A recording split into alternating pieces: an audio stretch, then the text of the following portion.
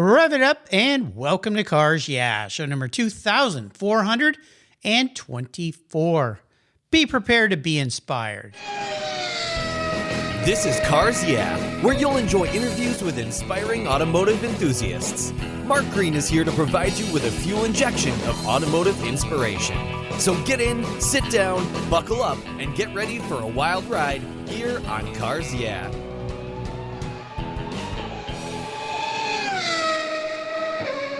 Hello, inspiring automotive enthusiasts, and welcome to Cars Yeah. Today I'm in San Francisco, California, with a very special guest by the name of Allan Rosenberg. Allan, welcome to Cars Yeah. Do you have it in gear, and are you ready to release the clutch? I am in first and ready to drop the clutch. All right. Well, living in San Francisco, you got to know how to drive a car with a clutch because there's a few hills in that city, that's for sure. We don't want to burn up the clutch. But I'm going to give you an introduction here that's a little bit more proper. But before I do that, I always like to ask my guests this question, which kind of brings out maybe some of the different facets of who you are. What's one little thing that people don't know about you, Allan? That's a good question. To be honest, although most people wouldn't believe it, I'm terribly shy. Really? Yes, horribly. But if you throw me out in front of a very large group of people, I generally leave with a standing ovation. So I don't understand why my shyness is like that, but that's how it is. I've heard that from a lot of people after interviewing over 2,400 people. And I've had people, even people I know, that say, I just can't go on your show.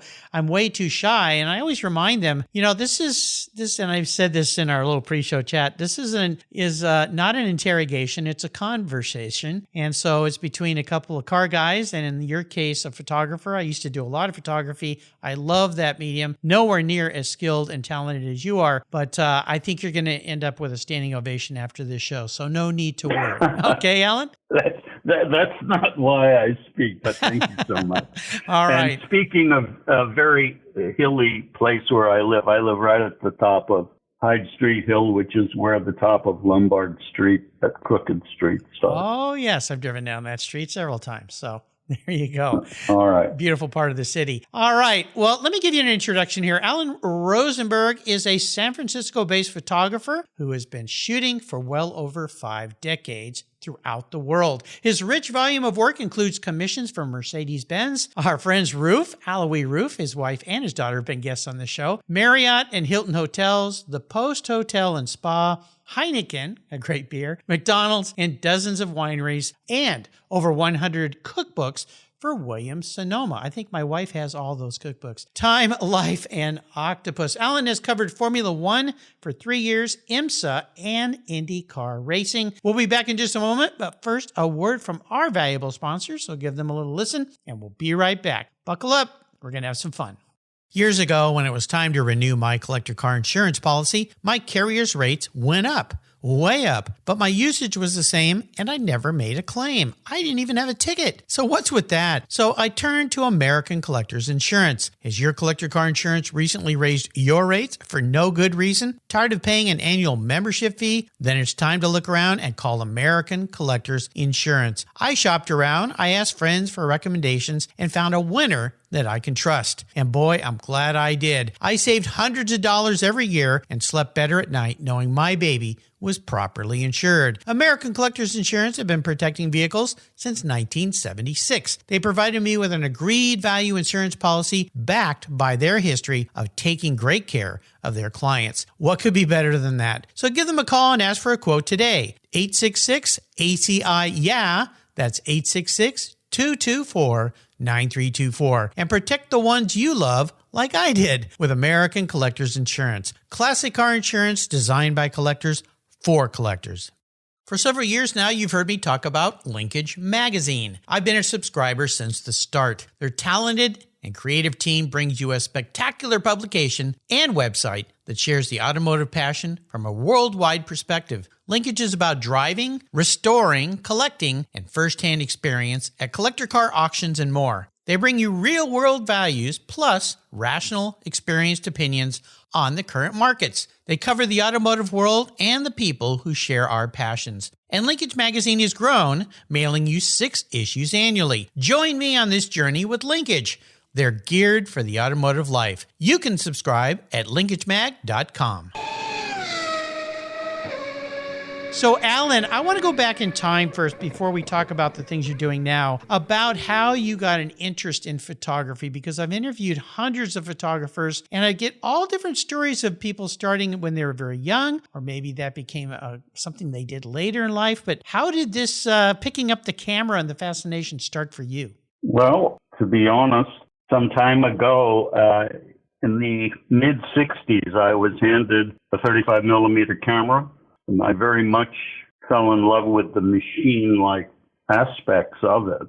And I didn't realize how powerful a tool it was until I started shooting my sister's girlfriend, who started taking her clothes off. Uh-oh. Uh-oh. And to be honest, with that kind of encouragement and a lot of ignorance and perseverance, I continued. Well, there you go. A future in Playboy magazine maybe was on the way. I did a few shots years ago, just black and white stuff for them, nothing that would be even considered nearly nude, but just it was fun to have an association, as small as it was. You know, it's interesting because today, of course, as you and I know, and we come from somewhat of the same generation, is that these phones in our hands have become, well, they are cameras, and everybody's become a photographer, it seems like. However, I've always said that these phones have, in my mind, have kind of dumbed down people's reality of what is a great photograph. And this is kind of a long-winded segue into how you perceive what great photography is. Well, I have to go back and think, you know, Mark, there's billions of photographs taken, but as people were taken by very few. And what moves us in a photograph seems to be those very few images that tell us something about human nature, about ourselves, in various ways.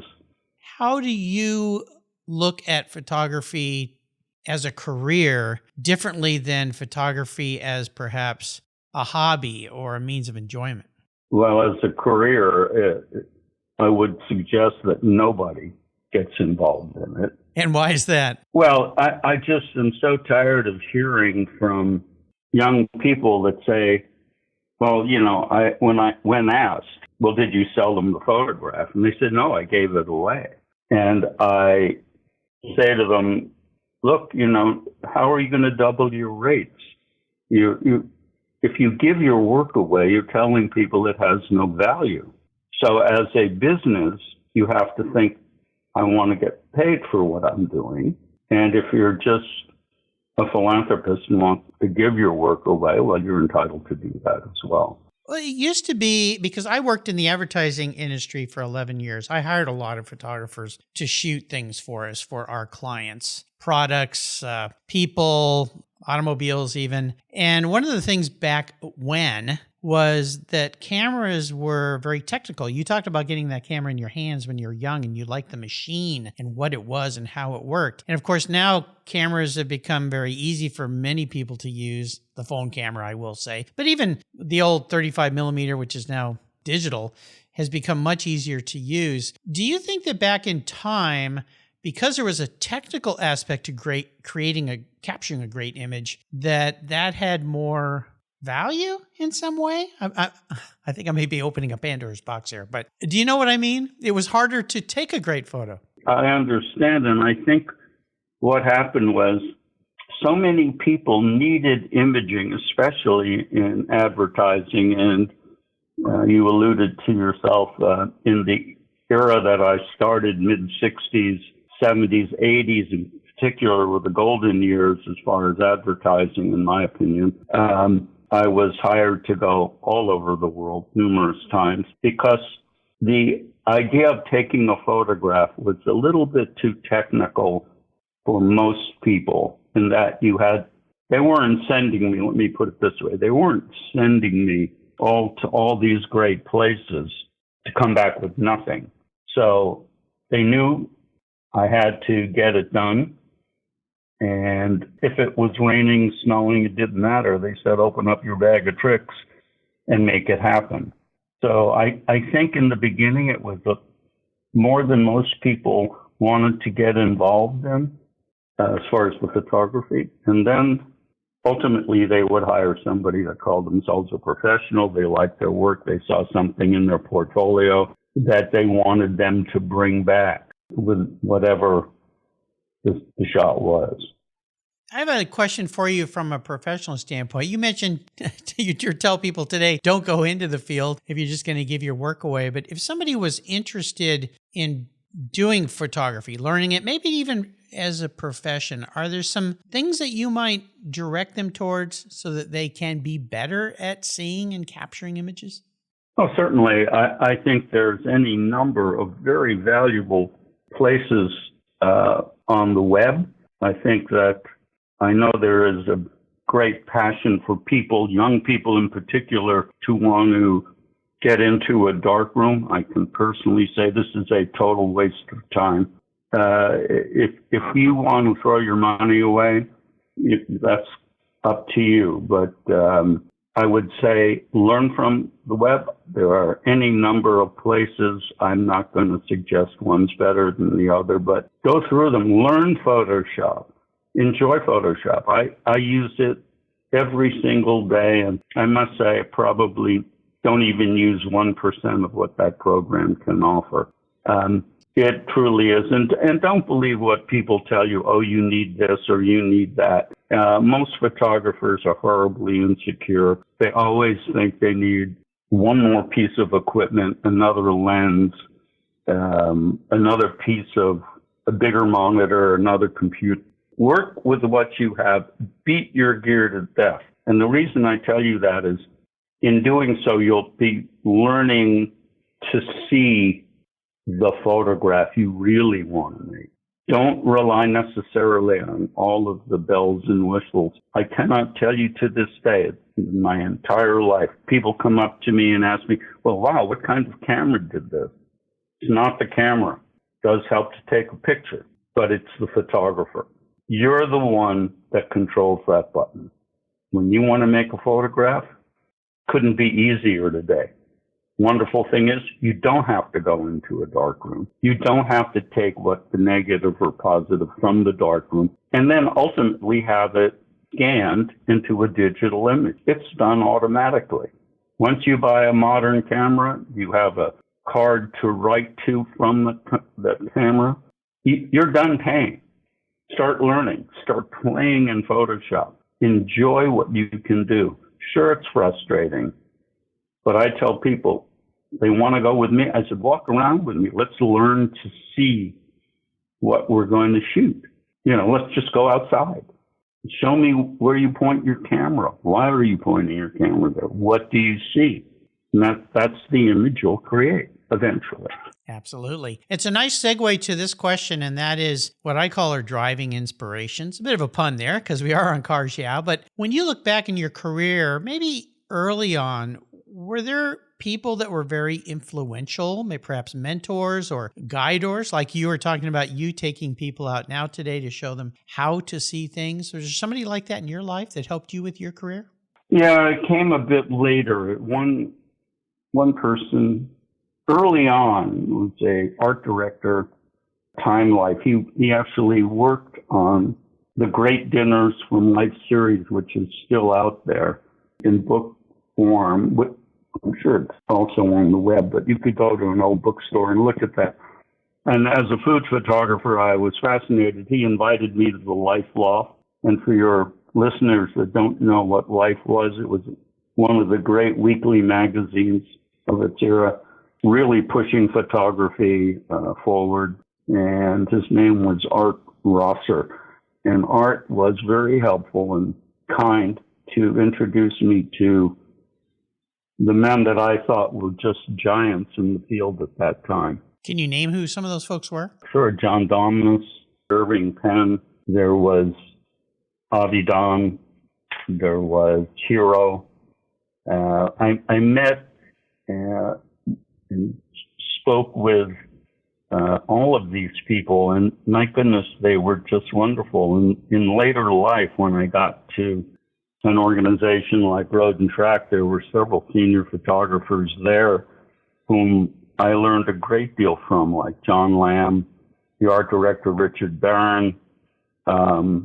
They could not have been more helpful and more generous with their time in talking to me and having the faith in me to say, okay, well, you're flying today to Germany or you're going to Argentina, bring back the shot. So as terrifying as that all sounded in the beginning, I live for it every day. I want this phone to ring. I'm ready to go. If a Formula One team calls me and said, come on, I'd be right there. Awesome. Great. Well, we got a little event coming up here in Las Vegas. So, yeah, I think that's going to be pretty interesting. I can't wait to see what the drivers say about the track. I love covering Formula One. It's certainly not an easy job. And today, even if you watch on television, you'll see so many of each individual team having 2, 3, 4 photographers around the paddock, and then who knows what else around the circuit. And ultimately, TV is the king, so still photography is kind of second cousin. So challenges, let's talk about one particular challenge that you faced in your career that was very challenging, very difficult at the time, but when you look back on it now, you realize, I'm glad I had to go through that. It taught me some very valuable lessons.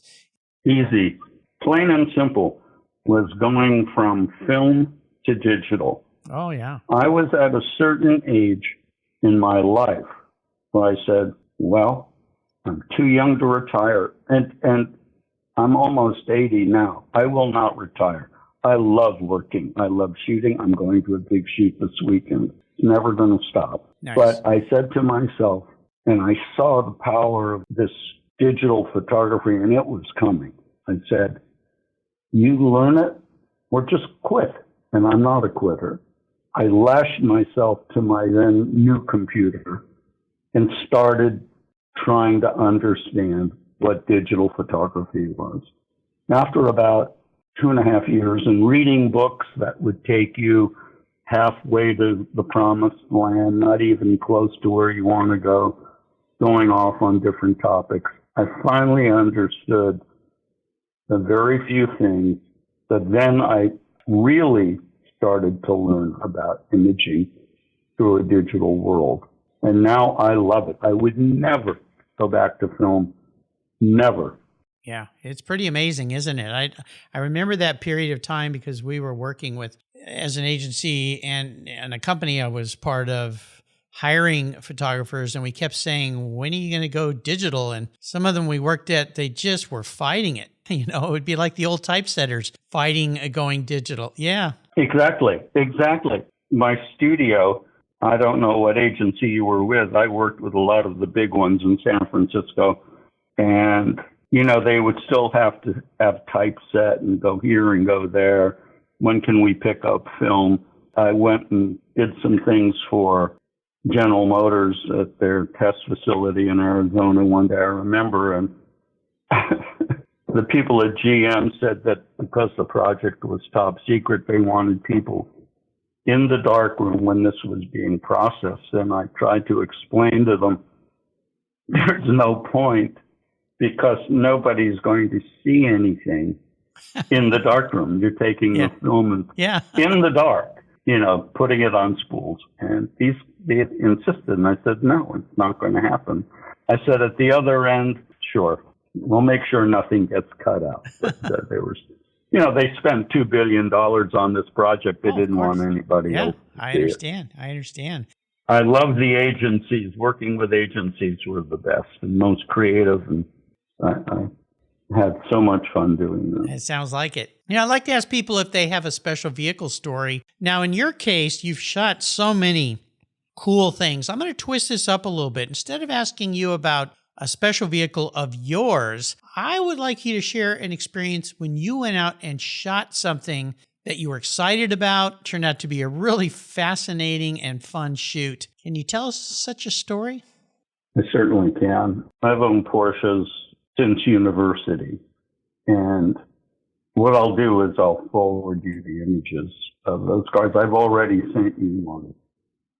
But I had just received my new 993 4S that I just loved. It is a beautiful car. And a couple months after I received it, Road and Track asked me, they said, look, we need you to go to Germany.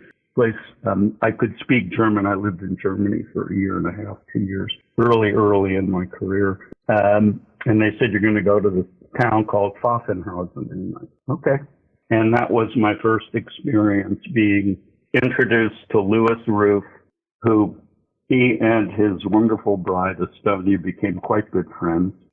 And he showed me his new 993, but it was CTR2, which it was the same color as my car.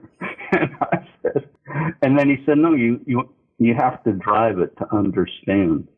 And I remember writing a one-page story about it. And as I'm sitting in the car and hearing the turbos spool up in the back, and it's just begging me to go from second to third and, pushing me to take fourth, that car to this day was one of the great rides in my entire life. I mean, I've been off in Ferraris and all kinds of great cars. And man, that Roof, if today I won the lottery, I'd go back and I'd buy that model. And actually, I'd go back and I'd buy an older Porsche that Roof would have worked on, because I think I prefer the older cars now, but new ones are too competent. They do everything perfect. Yeah.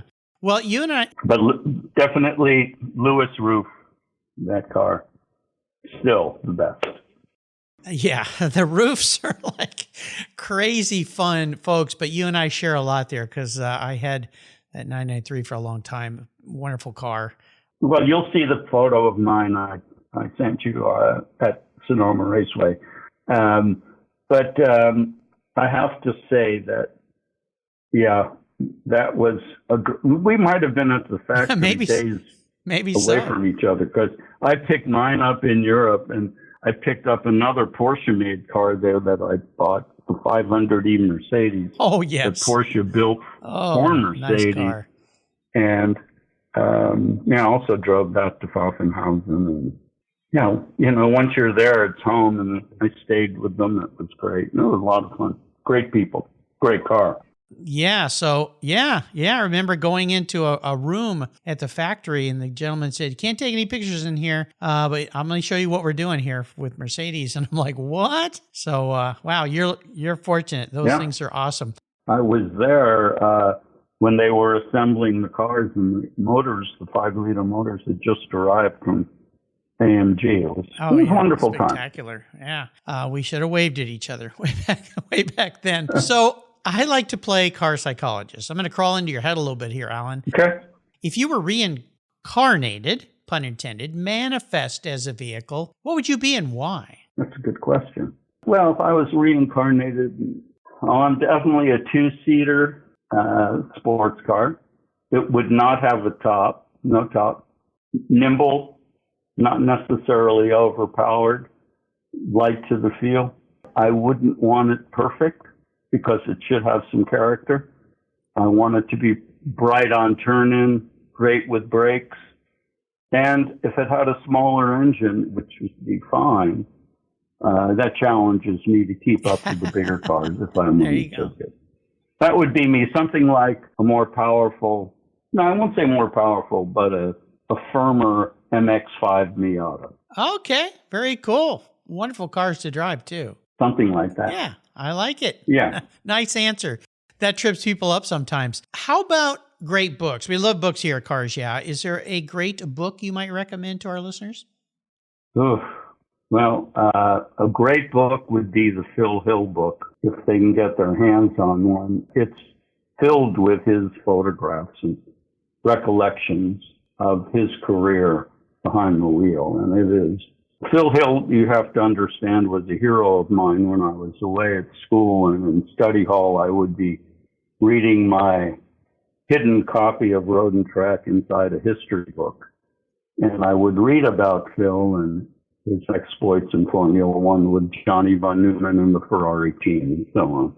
And then when I got to Road and Track in the late 60s, early 70s, Phil was there all the time. And not only was that a thrill to meet him, but he and I and his family, his wife Alma, eventually his son, became very good friends. And he still is my hero, but he went from hero to a friend. And so that would be the number one book. I think, as far as tying it in with photography, that's a good one. But on a much different scale, a book called A Day at the Factory, a wonderful book in black and white about Volkswagen in the, I want to say, mid to late 50s. And it's all black and white and absolutely breathtaking photographs. I can imagine walking around with my 4x5 camera shooting these images. Absolutely stunning. The book, you can find it, I'm sure, at any used bookstore. They're cheap. Beyond that, I have a library of books. Come on over and I'll loan you one. But I'm just trying to think of a number 3. Well, I do have, no, that's almost impossible to get. No, that would be it. Those two, I think, run the gamut of, as far as photography and books that I love. I love reading some books, but those image books are the ones I love the best. I tell you, one of the funny stories of Phil and I doing something, we were both doing the Tour Auto in France. It's a 5-day journey through France in race cars. It's not a journey, it's a fantasy. It's absolutely wonderful. Patrick Peter puts it together, and we have the French Élysée Guard, motorcycle guard, as our protectors. So all the laws, there aren't any. And I was driving alloy body 300 SL, one of the very few 27 or 29 that were made. These cars were never really race cars, but they were alloy body 1955 car. And they went to distributors throughout the Mercedes world. Well, I'm driving this car, and I passed Phil. He was in a 212 Ferrari with the owner. And Phil was driving, of course, and I'm driving the 300. And that was day 3. We were all hooked up. Could do no wrong. And I'm drifting the 300 by him. Ooh. And a little bit further down the road, we had to stop for a coffee to make, it's theoretically a rally. So you have to stop it before you go through a timing zone. And so we're having a cup of coffee, and I said to Phil, Philly, I said, I'm really enjoying that Mercedes. He said, yeah, you drifted that car right by me. Beautifully done. I said, well, that was in 3rd. You think I could do it in 4th? And Phil's response gave it a good pause, and he said, well, I wouldn't. Enough said. And I said, I figured, okay, that's enough for me from the master. So let's go on the ultimate drive. I am a bit of an enabler, which means I'm going to park any car you would like in your driveway. You can take it for a drive, but here's the key. You can take somebody with you, even somebody who's no longer with us from the past. What does the ultimate drive look like for you, Allan? Does it have to be in this country? You can be anywhere in the world. Okay. Well, let's see. I guess if I was going to take anyone, I'd want to get schooled by one of the best. So I'd take a Formula One driver like Phil Hill. I would love that to happen. Although we did similar things, I would think, let me see who else. We'll see. I've been with a bunch of them. But no, Phil would be the one, and I would want a car from the mid to late 50s, early 60s, because those are the cars, as a young man, I really related to. I've had a number of them. I've driven a D-Type, which I loved. I had 2 Oscars, Maseratis, driven a little 500 TRC. That actually, I raced one of those. That would be a fun car for Phil and I to go off in. I'd be the navigator for sure, but I loved that car. I loved running up to the tailpipes of the bigger TRs in the Colorado Grand or in the Tour de France. But that would be my driver, and I would definitely be a very happy navigator. Sounds like a dream come true. You've taken us on a wonderful ride here, and I want to thank you, Allan, for spending some time with us today. And I also want to thank our mutual friend who put us together, Doug Buchanan of Garage Graphics. Doug, thank you very much for introducing me to Allan. I'm much obliged. Could you leave us with some parting words of inspiration, or maybe a mantra or some kind of words for an aspiring photographer these days, perhaps? Certainly. If you really want to do it, never quit. Keep working, keep pushing, whether it's trying to get a credential at a race meeting over the weekend or trying to collect images. Even if it's for a few hours, take your camera, look through your camera, start seeing what you really want to photograph. But don't quit, never surrender.